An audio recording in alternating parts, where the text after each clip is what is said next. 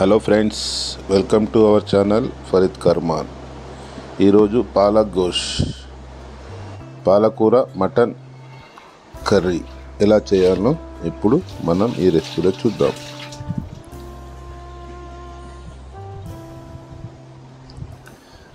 ముందుగా ఒక cooker stove పై పెట్టుకొని అందులో 2-3 స్పూన్ల ఆయిల్ పోసుకొని వేడయ్యాక అందులో 2-3 చెక్కలు దాల్చిన్,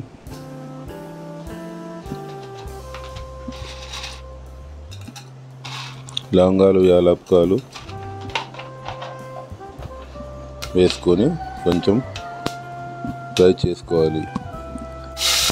ఫ్రై అయ్యాక ఉల్లిపాయలు, పచ్చిమిర్చి వేసుకొని లైట్ గోల్డెన్ బ్రౌన్ వచ్చే వరకు ఫ్రై చేసుకోవాలి.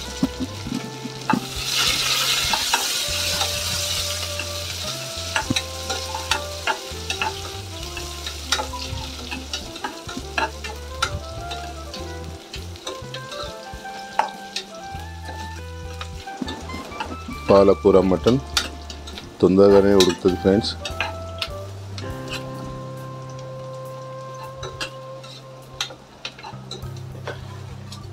ఇప్పుడు ఉల్లిపాయలు బ్రౌన్ కలర్కి వచ్చాయి. ఇప్పుడు అల్లం వెల్లుల్లి పేస్ట్ వేసి అల్లం వెల్లుల్లి పేస్ట్ పచ్చివాసన పోయే వరకు ఫ్రై చేసుకోవాలి. ఇందులో ఇప్పుడు నేను 1/2 kg మటన్ తీసుకున్నాను, కడుక్కొని పెట్టుకున్నాను. ఇప్పుడు ఇందులో వేసుకుందాం. 2-3 నిమిషాల పాటు ఈ మటన్ ఇలా ఫ్రై చేయాలి. ఇందులో 1 టీ స్పూన్ పసుపు, 1 టీ స్పూన్ సాల్ట్ వేసుకొని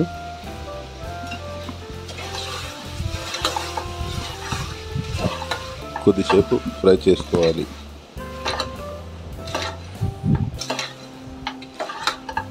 ఉప్పు వేయడం వల్ల మటన్లో కొంచెం నీరు అనేది వస్తాయి ఫ్రెండ్స్. ఇప్పుడు దీనిపై మూత పెట్టుకొని 5 నిమిషాలు ఉడకనించుకోవాలి.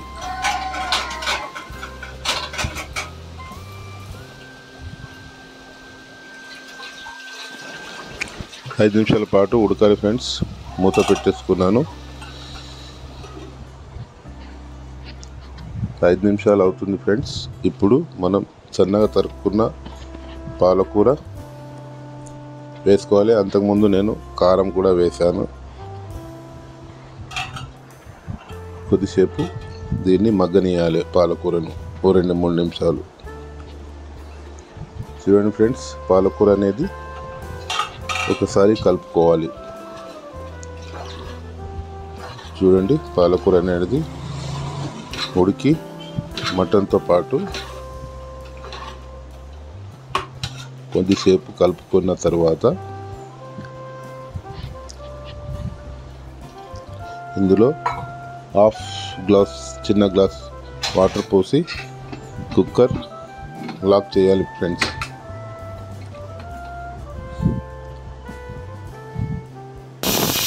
సో 4-5 విజిల్లు వచ్చే వరకు మటన్ని ఉడికించుకోవాలి ఫ్రెండ్స్. నేను 8 విజిల్లు పెట్టాను. చూడండి, మన పాలకూర మటన్ రెడీ అయినట్టే.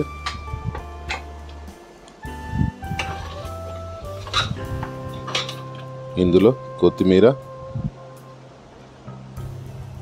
వేస్తున్నాను ఫ్రెండ్స్. మన పాలకూర మటన్ అయినట్టే. ఇప్పుడు మనం స్టవ్ ఆఫ్ చేసుకొని ఒక బౌల్లో సర్వ్ చేసుకుందాం.